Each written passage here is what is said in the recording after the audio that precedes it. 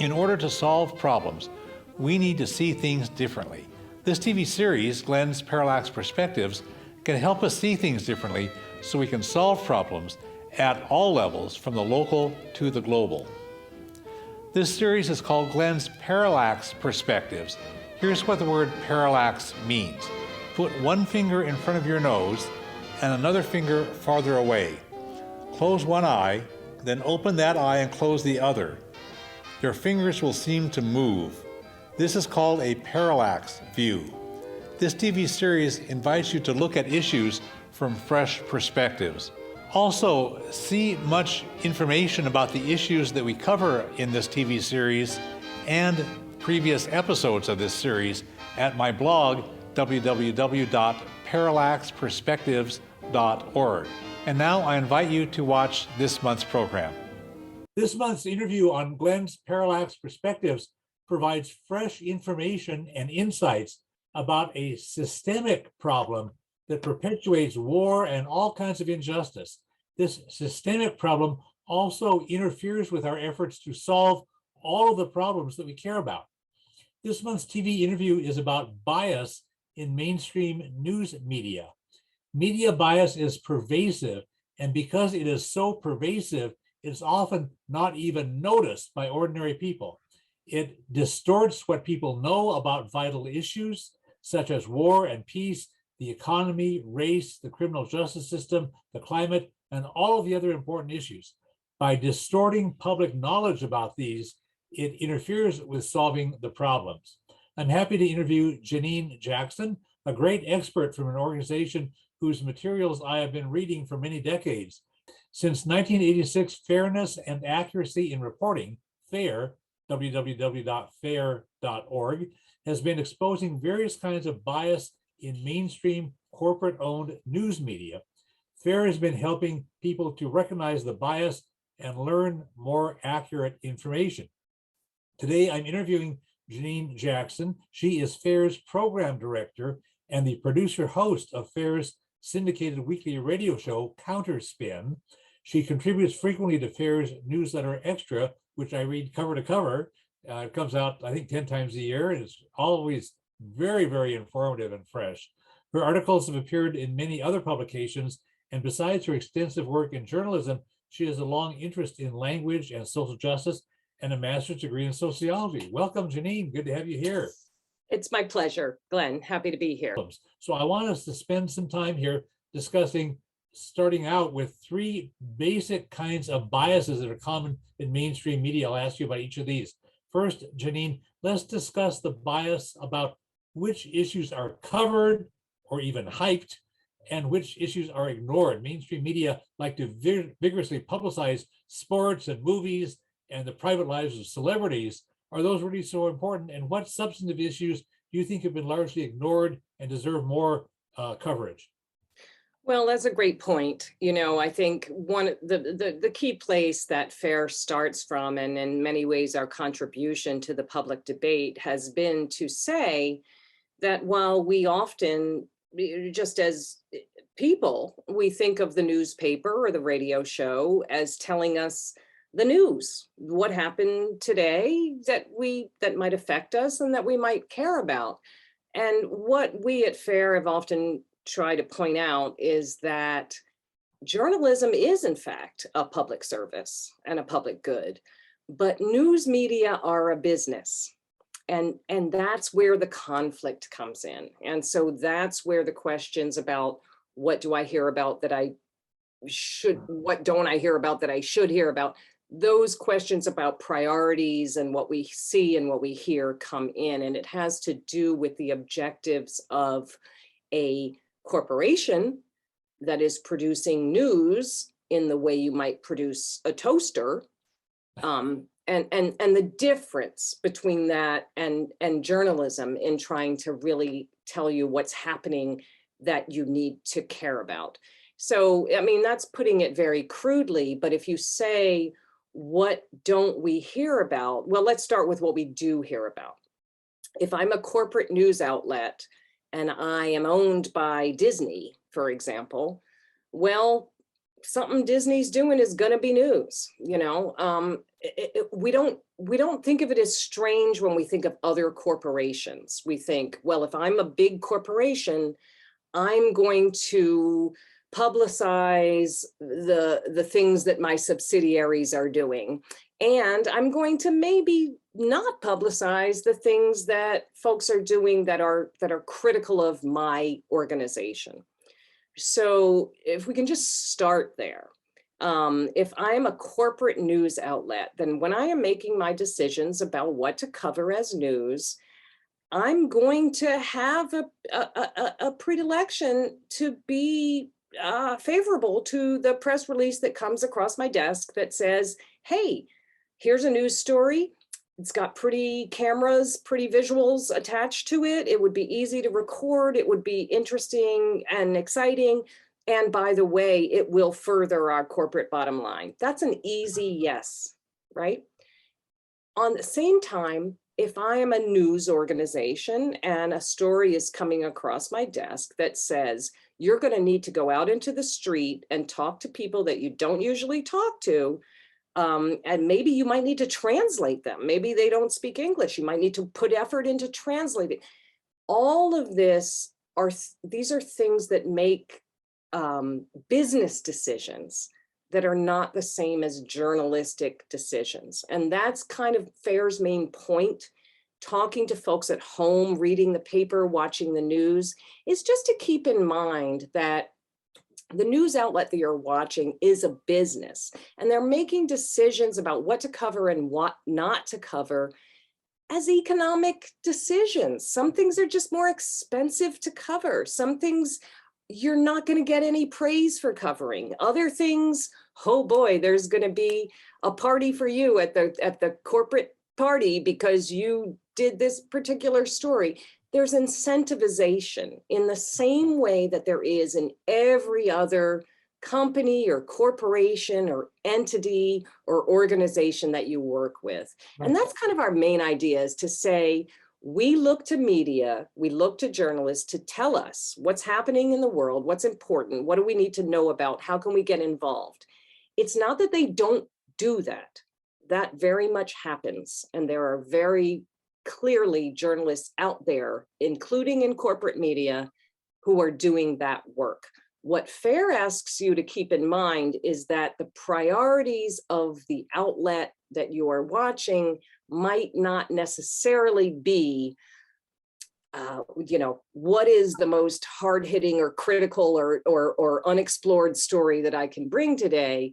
And it might be, what is the cheapest story for me to cover today? What is the story that includes entities that I already have connections with? What is the story that I can get on the news quickest, that has pretty visuals with it? All of these priorities that journalists bring to bear affect the news that we see and read. And we are not always aware of that. And that's basically the point, is for us to bring some questions every time we read the paper or watch the news. Right, Yeah. and we see this all the time in local newspapers. Newspapers, to the extent that they still exist, get a lot of advertising from real estate entities. And so the news coverage in local newspapers is always very positive toward real estate developers, never critical of real estate developers. And so, I mean, that's just an easy way. I want to also ask you about framing.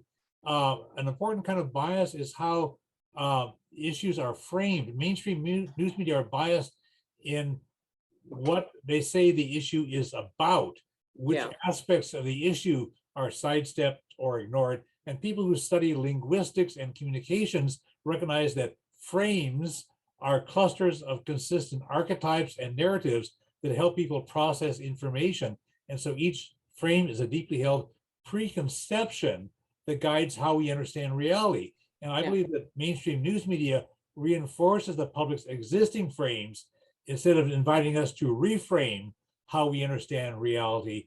And can you mention something about how mainstream news media feeds into the dominant frames in our culture and avoid the kinds of reframing that would challenge the dominant ones?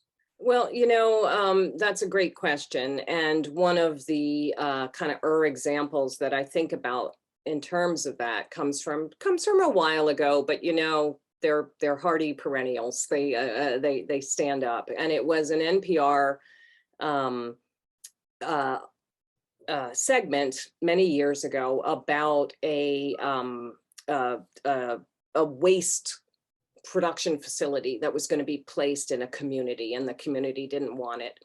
And the way that the NPR segment described the various sources, they described one source as saying they were a government scientist, and they approved this thing, and this waste facility.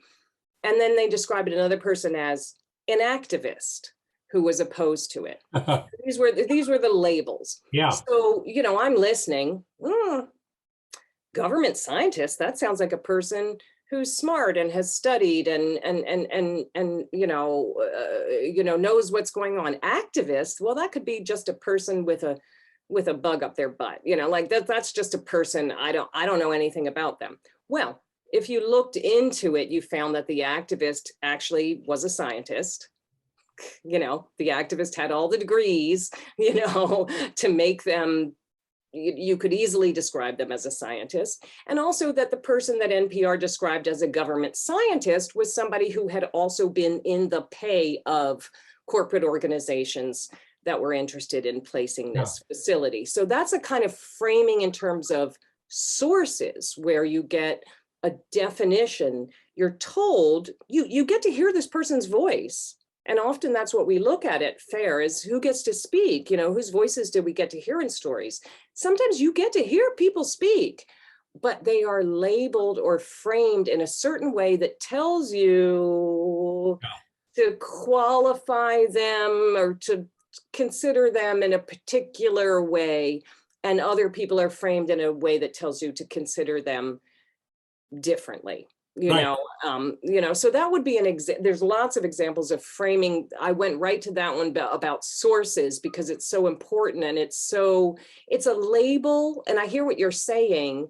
We're listening as media consumers. We're not trying to think one way or the other, but this language works on us. It works on us to hear somebody described as a scientist and the person disagreeing with them described as an activist. Right. That does something in our brain in terms of what we think about the information we're about to hear. And that's a choice on the part of journalists. And those labels are either unwitting, unconscious, naive, they just fell into the usual trap, or in some cases, it's a deliberate way to say, listen to this person, don't pay attention to what this other person says. So I know you recently, I heard a radio interview that you did about how the mainstream media in the West promotes war, like the wars in the U.S. military intervention in Ukraine.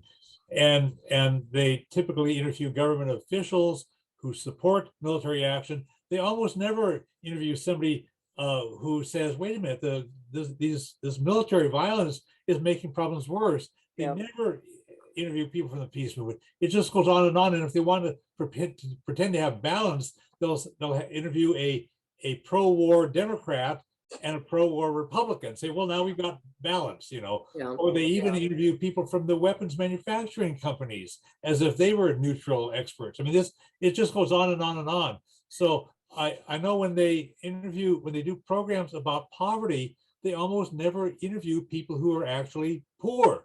Right. Why is their voice not represented? Well, so let's get into that, because again, it does have to do with media as corporate business, and the fight that is in with journalism as a public service. Because journalism as a public service is proactively interested in representing the voices of those people who do not have other avenues to speak. We live in a society in which powerful people are able to get their views out. they get their views out all the time. They get their views out in legislation. They get their views out in policy. They get their views out in the existence of all of the institutions that support them. Marginalized people, poor people, people who are outside of power are precisely the voices that need journalism to lift them up, Yes. right? So when I talk about journalism criticism, it has to do with what they should be doing. It has to do with comparing what they do to what they actually should be doing because of the society that we exist in which power exists, and powerful people tend to be voiceless. And so if journalists aren't lifting up the voices of the powerless, do we need more avenues to hear powerful people say what they're doing? I don't really think that's the case. So in just big picture, in terms of how we at FAIR judge news media, it has a lot to do with what we think an entity that has an amendment to the Constitution dedicated to it, right? First Amendment, to do its particular work should be doing. And it's that failure that is so frustrating and so upsetting to us. And not just, should it be smarter, should it be nicer, even should it be more diverse? It's really about what is its relationship to power. And that's where we find mainstream corporate news media in utter failure at a time where, I mean, we've always needed it, but we could hardly need it more now. We could hardly need more than we need in this present moment, media outlets who have the power to do it, to lift up the voices of the people who are marginalized in these dominant conversations that we're seeing, and whose voices and perspectives are being overlooked. Right. I remember during the Vietnam War, some news media actually did report accurately what was going on, and the public was able to see what the reality was and turn out against the war. The government was embarrassed by having the truth come out.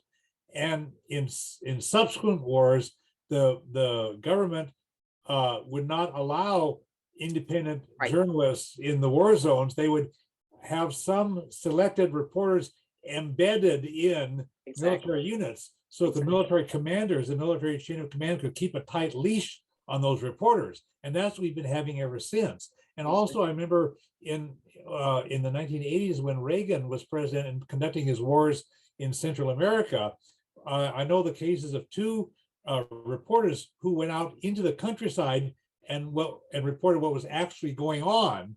And back home, their editors and managers refused to print their stuff because they said, what you're reporting from out there in the field is not consistent with the press handouts that the embassy staff give us in San Salvador, the capital of El Salvador. So I'm not going to print your stuff because, I mean, so we get this kind of stuff all the time. It's too big. It's too big a story to tell. And that's huge, actually, Glenn, what you've just said. And that actually was the kind of circumstances of the founding of FAIR. FAIR was founded in 1986 by Jeff Cohen and Martin Lee, very much in response and reaction to US wars in Central America and to the disconnection between what they understood as being part of solidarity groups of what was actually happening and what they were reading in the mainstream news media, and the way that mainstream news media were presenting the US government role as, morally appropriate, and any dissenters were problematic, possibly criminal.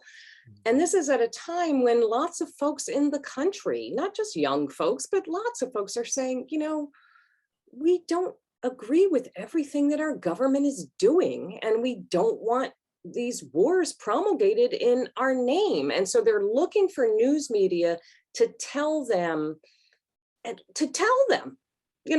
at least give them the information that they can use to decide whether or not they support their US government's role in these various wars. And instead, what they got was curated information that overwhelmingly shored up the US point of view, that silenced other points of view, and that suggested that there was really something fundamentally wrong with questioning what your government was doing in your name. And it was at that time that Jeff Cohen and Martin Lee and Norman Solomon said, you know, we have to talk about media. We have to talk about media as an obstruction to our political activism and to our political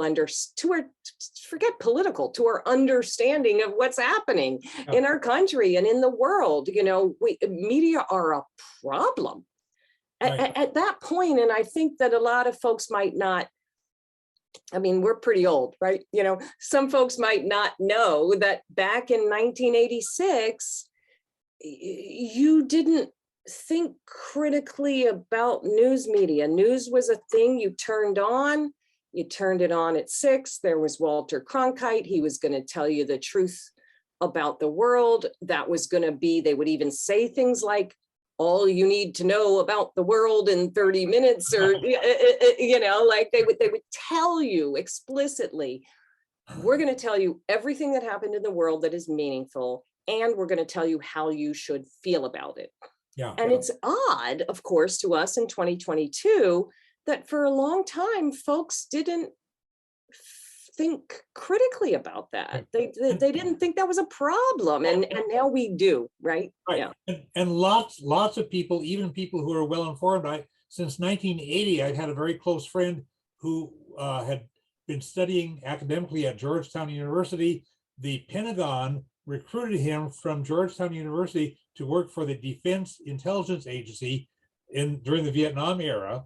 And he worked actually inside the Pentagon itself in the Defense Intelligence Agency, helping them figure out their war strategy for Southeast Asia. He had no idea what the reality was until he got vacation time, visited Europe, and he was also fluent in Norwegian language. And he was reading Norwegian newspapers and finally figured out what was going on in Vietnam, even though he was in the Defense Intelligence Agency as one of their technical experts, and he did not know. Yeah. My heart kind of breaks for him, you know. I mean, you know, we can say, how couldn't you know? But the truth is, you could go all day and not know. He was obstructed, and he's been in the peace movement ever since then. So anyway, you know, we've talked about a lot of foreign things. These kind of biases are pervasive on domestic issues. One of the most gigantic and longstanding problems in the country here is racial injustice. Of course. And it has been badly distorted, not only by right-wing media, but mainstream media has been doing the kind of stuff we've been talking about, and they've been horribly negligent. Can you share some insights, Janine, about insights into the media biases that have made racism even worse in this country? Well, a lot of it has to do with underrepresentation, put simply. You know, some folks may remember 1968, you know, uprisings in this country, not that unsimilar to what we've seen recently, where it was very clear that we have a white supremacy problem in this country, that it's not solved, that it's active, that it's exists throughout all of our institutions, and that it's active. It's a problem. Now, at that time, the government released something called the Kerner Commission report that was very interesting, and I read it. And it's largely, I own a copy of it. Yeah, me too. And it's largely misunderstood, because I think what a lot of folks took away from that, including a lot of folks in journalism, was, okay, US news media don't do a great job talking about Black people, talking about race relations, or talking about racial equity. And that's because they don't have a lot of Black staffers. And that's the reason. If we just get more Black people on staff, we can fix this problem. And that happened. You know, there were more hires of African-American journalists in the wake of 1968 and Kerner. But what folks miss, and that I think is relevant today, is that Kerner didn't say, we just need to add more people of color to our existing media institutions.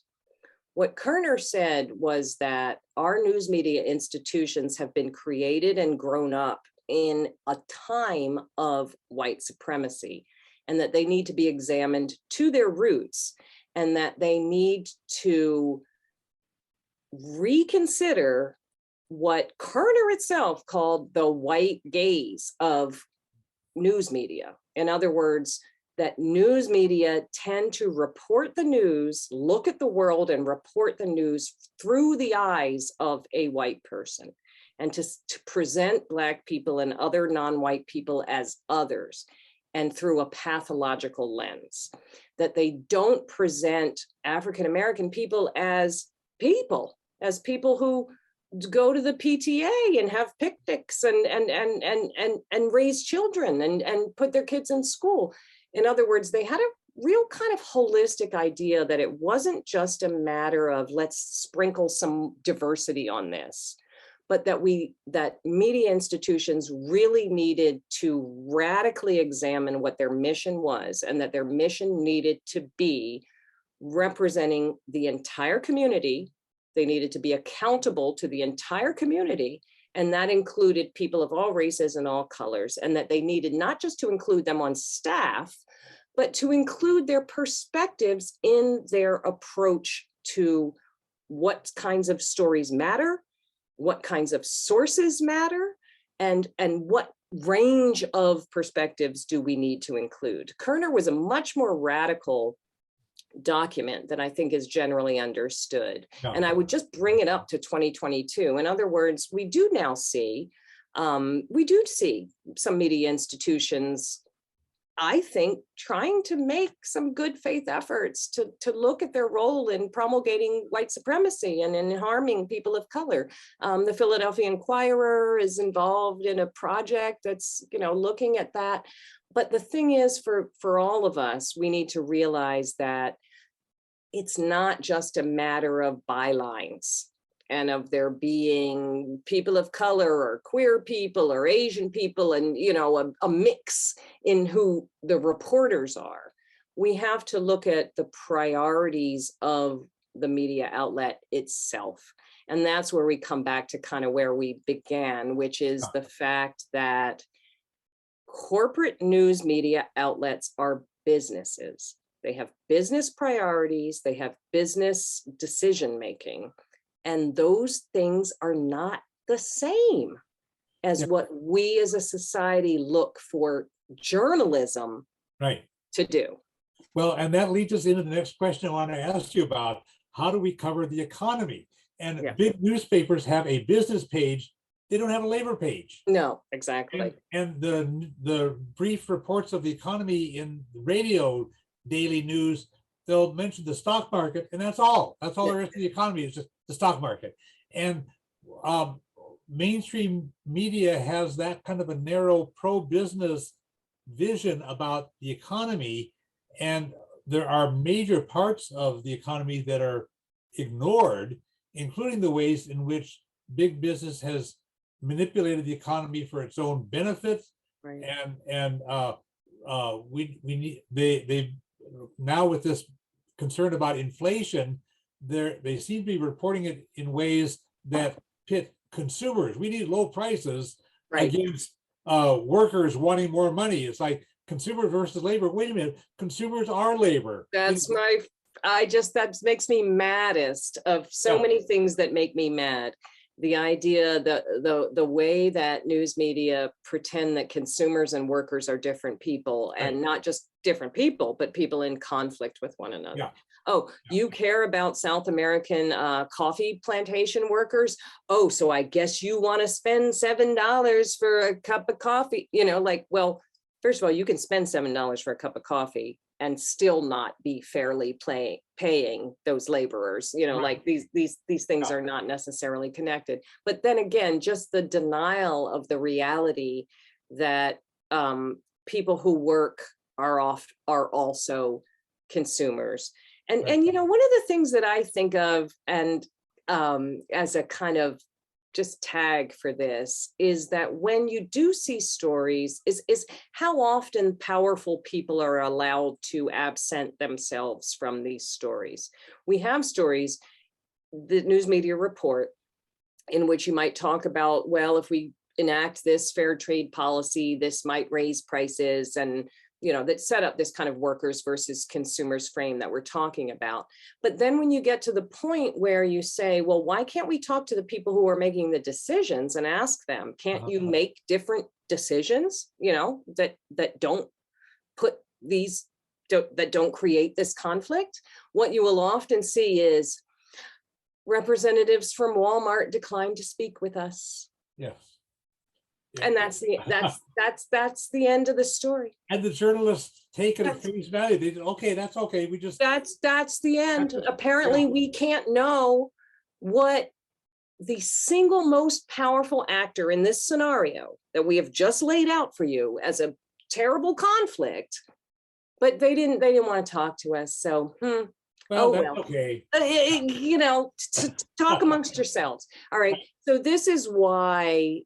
And I know we get to this, but this really is why you have to recognize the limits of corporate news media. While they will do many, many important and significant and groundbreaking stories, let's say that, you do need to recognize the structural barriers that they face when they are trying to actually tell the kind of stories and offer the kind of solutions or possible solutions that might actually get us past this. They are not in a position to do that because the people who sign their checks don't want them to do that. And they're lying if they say they never feel that influence. They do definitely feel that influence. And I'll just say, finally, one way you can tell that is, God bless, but Stephen Greenhouse, labor reporter for the New York Times for many, many years. I had lots of disagreements and fights with him while he was at the New York Times. I thought he could have done a tremendous amount more than he did from that positive perch. But he, like many people, now he's not at the New York Times. Now he's very radical. Now he has a lot to say about labor and what labor, labor should, be gaining these things and that things. And I just think, dude, you were at the New York Times. You were at the New York Times.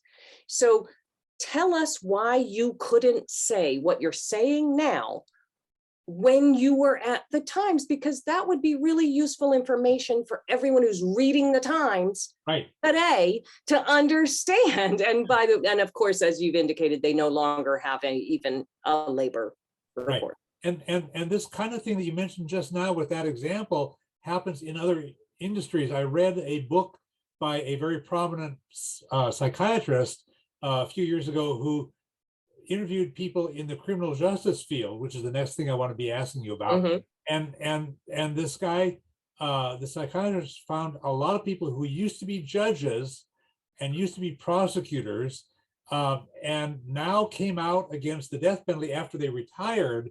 But while they were as judges or prosecutors, they did not say anything bad about death penalty or the criminal justice system or whatever, because they were embedded in that system. And this is, the system, all of our systems do not do a good job of critiquing themselves. Exactly. And so I wanted to ask you next, and we're a bit tight on time, but I want to ask you next about the criminal justice system, which is also full of biases of several kinds in reporting. Certain kinds of crimes get reported, certain kinds of crimes get ignored, certain kinds of people get interviewed, certain kinds of people get ignored. Can you mention something about this briefly? And we have a couple more things to move through. There's a lot there, and I guess, and we'll always, of course, we could talk forever.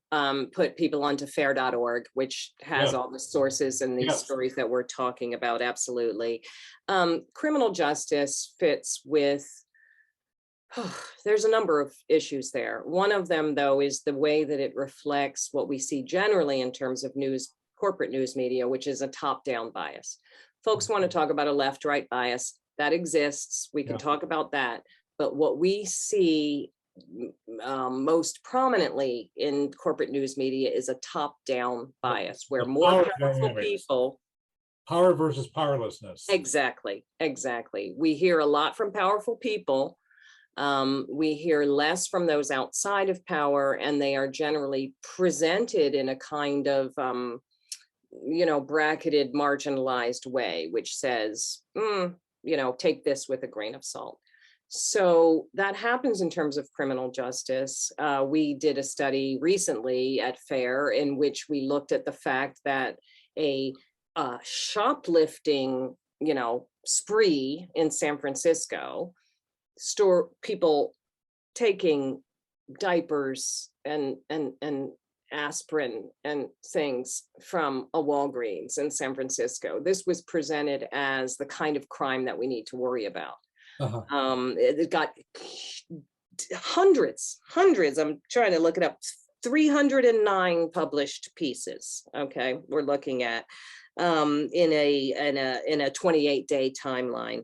And at the same time, this is about Walgreens. At the same time, Walgreens was settling a wage theft and a labor law violation case for $4.5 million.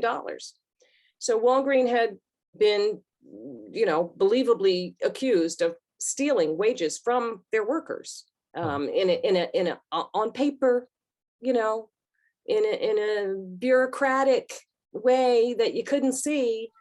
And who was getting the attention? Well, it was folks who were grabbing stuff off the shelf of Walgreens and trying to get out the door with it. That was who media decided they were interested in. And that was who media, come back to framing, that was who news media framed as the problem of crime. Right. The problem of crime is folks stealing freaking baby formula off the shelf of the drugstore. But what we're not going to call crime is the CEOs and the managers of Walgreens systematically shaving off money from their employees' paychecks. We're not going to call that crime. We're not going to frame that as crime. We're not going to do a story with a big graphic, crime, theft, be concerned about this. We're not going to do that. That is the way that news media tell you who to care about, who not to care about, who's the problem, who's not the problem, what's the issue, and what's not the issue. And these things have policy harm. They affect public opinion, and they affect the way that people vote on policies and the way that people define problems. And that's why I'm so freaking mad at news media. Yeah, well, me too. I've shared that concern for a long time, and I've been reading FAIR's material, and I don't get that kind of information or insights from very many other sources. Although Norman Solomon is an old friend of mine. I want to mention just a couple other things quickly, and then get into some of the political implications that you mentioned just now. The reporting about the Middle East tries to make it look like there's a false equivalency between what the government of Israel does, Israel's military and settlers doing violence, versus Palestinians. And like the stuff I've been reading from good sources says about 95% of the violence in that region is done by Israel's government, military, and settlers, and only like 5% is from the Palestinians. But the press reported as a Middle East conflict, as if it's an even-handed kind of this false equivalency kind of thing. There was the Israel government murdered a very prominent Palestinian journalist, and the headline in some things said this journalist died, didn't say she was murdered by Israel's government. And another thing is the climate, is one of the world's most serious crises now. And for a while we were getting some news coverage about it, never enough and never with enough critique in it, but even that has been diminished. And it seems like even though the scientists are increasingly expressing a very frantic alarm, saying, hey, we got to take really, really strong actions because it's getting much, much, much worse, news coverage seems to be diminishing about the climate crisis, and the governments and businesses are getting kind of free pass by having it ignored. It seems to be like old news. And again, that business model, maybe the news media are excessively deferential to the powerful interests. I want to move into this point you mentioned just a moment ago about the political aspects, from a lot of sources that I've read over the years. I kept seeing a quotation by one of our nation's founders who said he'd rather have newspapers but no government than to have a government with no newspapers. Right. And we strongly in this country value the sense of democracy and the strength of the Constitution. But nowadays, both the democracy and the Constitution are suffering very severe crises, and mainstream news media seem generally not to be taking those seriously enough, not to be reporting enough on the extreme danger that these things are in. I believe that we're very much close to a fascist dictatorship, and the news media treat it like, oh, that's just like partisan haggling. Oh, it's both sides. Both sides are just being irresponsible. Can you comment on that kind of an approach? I mean, I can comment to say I'm as disheartened as you are, Glenn. It seeseems such a failure of the primary job of journalists. And listen, we know it's scary. We know it's hard to have to go to say we're up against something huge here, like something terrible is happening here, and we're not exactly sure we know how to respond to it. I think that's the case with climate. I think it's the case with the crisis on democracy. We need to have new ways forward. What we certainly can't do is to keep having the same old conversations where the same powerful people who've made the decisions that got us here are the only ones in the conversation. Right. So let me say a couple of things quickly. With regard to Israel and Palestine, I think it's a deeply unfortunate situation in which a lot of Americans, including Jewish Americans, would like to hear Israel treated as a country, as a state, yes, and be able to consider critically whether they support what Israel is doing in terms of oppression of the Palestinian people. Let's just say it. I think that a lot of folks are ready for a conversation that corporate news media won't let them have. And that the conflation of any kind of critical view of Israel as a state and their state actions with anti-Semitism is a profound disservice to progressive movements in this country, and to actually trying to understand anti-Semitism, which we don't have a shortage of that. We can talk about that. There's plenty of that to talk about. But to equate that with any kind of criticism of Israel, I think is just such a conversation stopper. It's such a stunter of intelligent conversation about foreign policy, about international policy, and about US support for other countries and things that are being done in our name. And in terms of the language, you're absolutely right. There's a clearly asymmetrical situation here in which you have an oppressed, occupied population, and you have a state with nuclear weapons, among other weapons. And so to talk about fights between those forces as clashes, or to talk about Israel retaliating against stones being thrown, there's a lot of obfuscating language about that occupation and that war that folks can look into. And I do think that there is some change. I think that the change has to do with people talking around corporate news media. I don't think that change is happening in news media. Right. I think, though, that people have gotten much smarter in terms of talking about it. If we're going to talk about climate, there's no way that news media can say they've been doing what's appropriate, because what could be appropriate? We're talking about ending human life on the planet.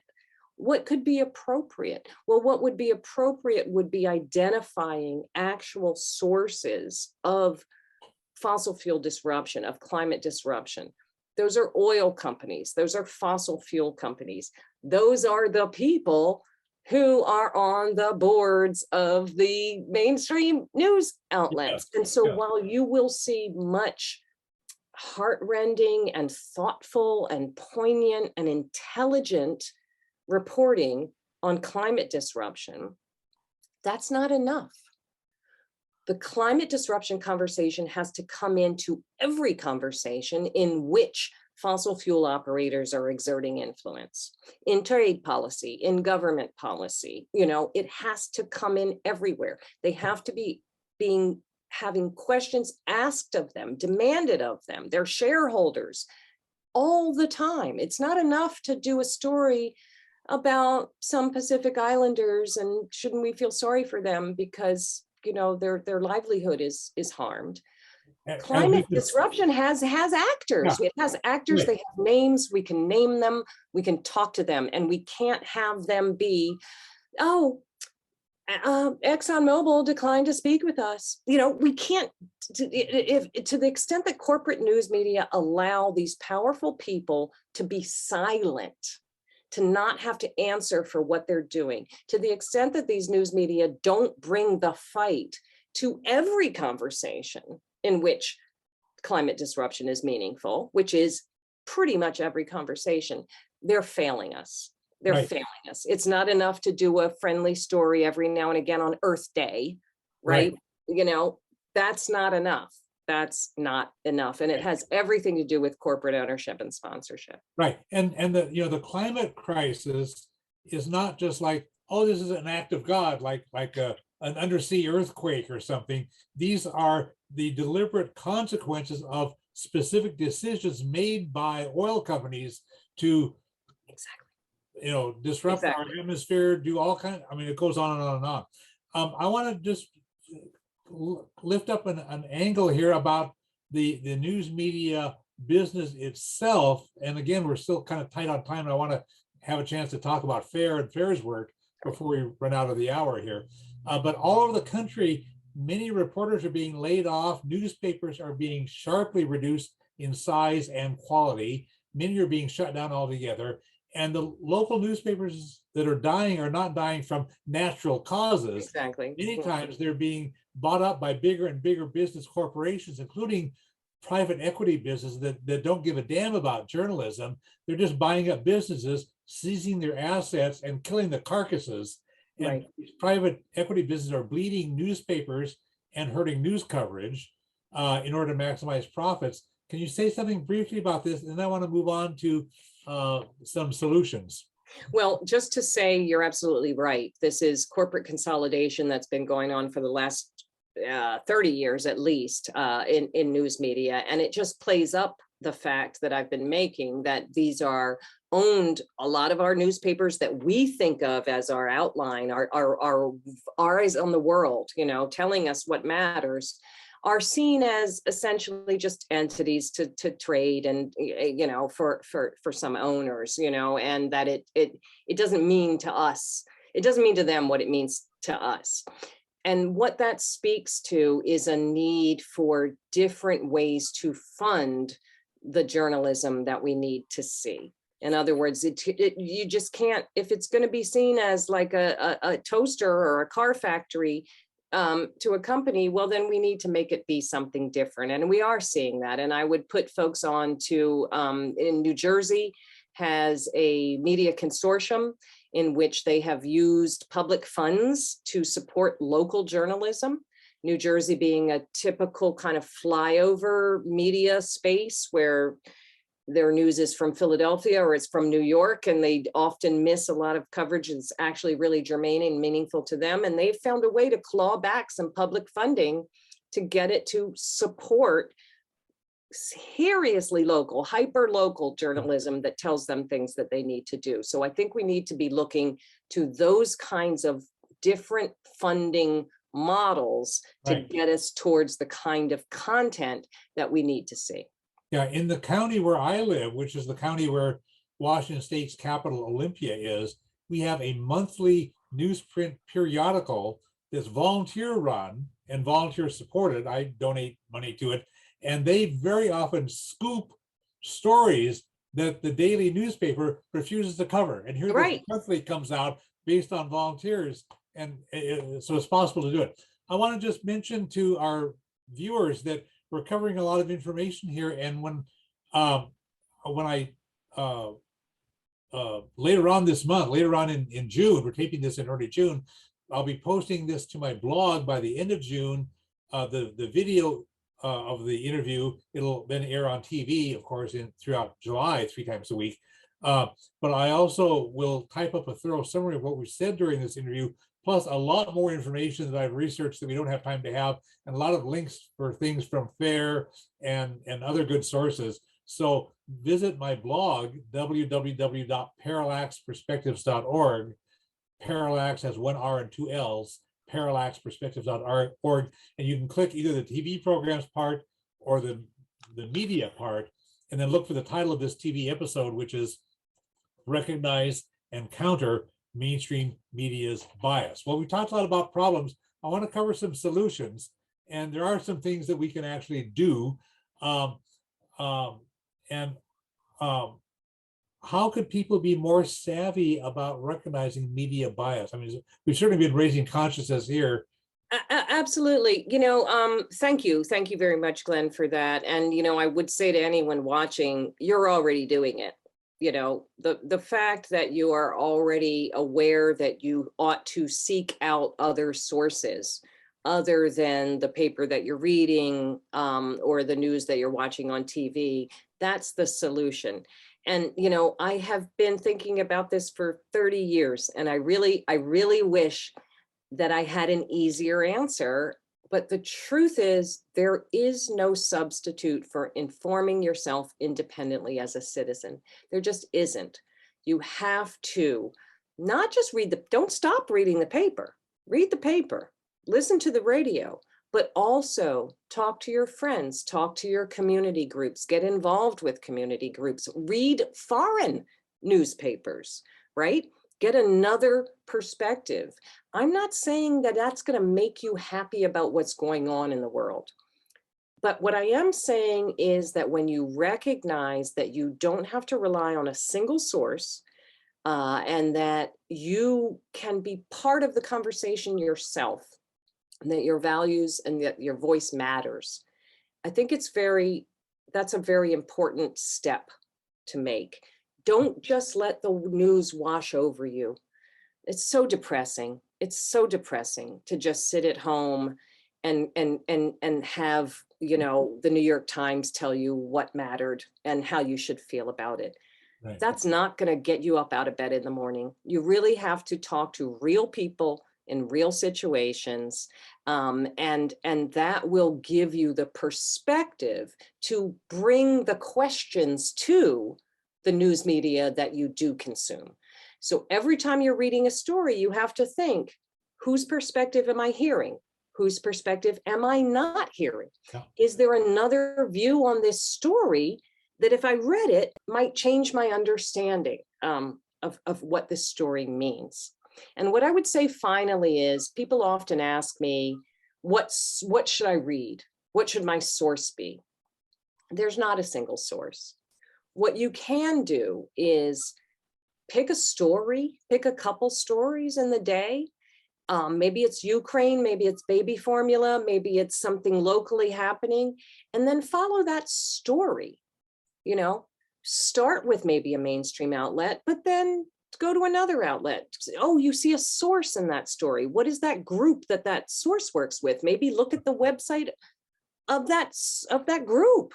Yep. And learn what they have to say. Follow your way through a story using your own independent judgment, rather than sitting back and imagining that any particular news source, whether it's left or right or top or down, is going to tell you everything you need to know. You're the only one who knows what you need to know. Right.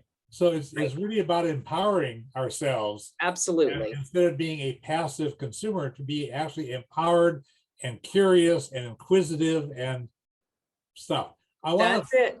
Yeah, I want to add an important solution that I recommend, which is people should read what FAIR puts out and donate financial support, as I've been doing for decades. Part of the solutions is connecting with the organization for which Janine Jackson works, Fairness and Accuracy in Reporting. Their website, fair.org. There it is, FAIR. It's a 501c3 organization, and I like what their couple sentences of explanation on their website about what they do. And I'll just read that because it's a good, concise summary of what they do. FAIR, the National Media Watch Group, has been offering well-documented criticism of media bias and censorship since 1986. We work to invigorate the First Amendment by advocating for greater diversity in the press and by scrutinizing media practices that marginalize public interest, minority, and dissenting viewpoints. As an anti-censorship organization, we expose neglected news stories and defend working journalists when they are muzzled. As a progressive group, FAIR believes that structural reform is ultimately needed to break up the dominant media conglomerates, establish independent public broadcasting, and promote strong nonprofit sources of information. And so this is on your www.fair.org. And can you summarize briefly, because we're tight on time, the work that you yourself do, Janine? Well, I am FAIR's program director, but what I mainly do is produce and host our weekly radio show Counterspin. And that's where I try to find folks who have something critical to say about the way that news media are covering a particular issue, and or have something to say about an alternative way that things could be done differently. And I would just end on that note that every problem that we talk about, somebody out there is solving. And part of what we want journalism and need journalism to do is to lift up those examples of people solving all of these problems so that we can see them and see those people. And so that's part of what I try to do as well. Yeah, in the work that I do, been a full-time volunteer for a long time, even when I was working at a regular job. It's all about empowering people. People are so much squashed down, made to feel powerless. And what happens then is people get cynical and they don't do anything. Exactly. We need to empower ourselves and do things. And made to feel stupid. And that's one of the things that I resent most about mainstream news media is the way they suggest, oh, it's over your head. Let the experts handle it. Your instincts probably aren't right. Well, no, our instincts very often are right when they are about love and help and concern for other people. And we need to just stick with that. And if the news media are not telling you that, well, then you need to, first of all, not believe everything you read.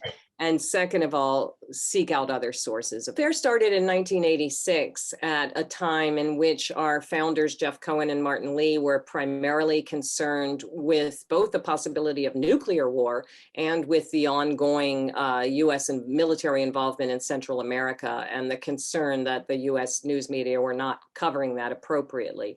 So it was really just a kind of, let's get out another voice. Let's talk around news media. But what turned out to be our main contribution in many ways was the emphasis, the introduction of the idea that you need to care about who owns and who sponsors the news media outlet that you are consuming. It used to be that ownership was just not a thing, you know. Nightly news again was Walter Cronkite. It was a public service and you were just supposed to absorb it.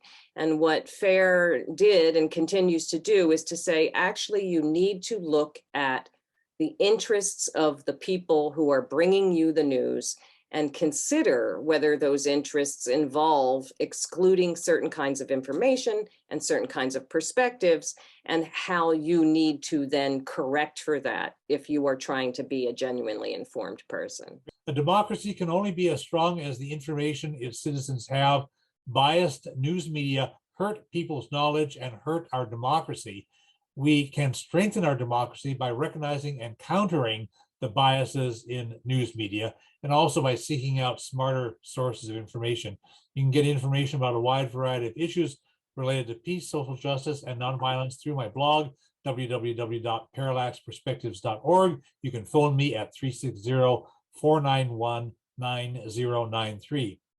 We are all one human family. We all share one planet. We can create a better world, but we have to work at it. and the world needs what you have to offer. Thank you.